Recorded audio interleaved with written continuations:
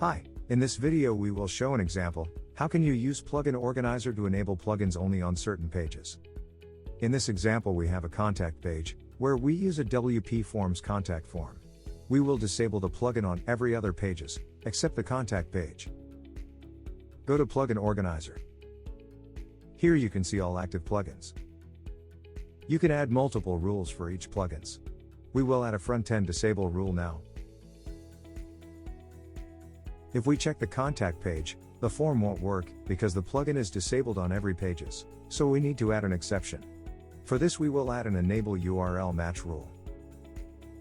We add contact to the rule. Now the plugin will be enabled in every pages, which contains contact in the URL. Refresh the page. The form has been loaded now.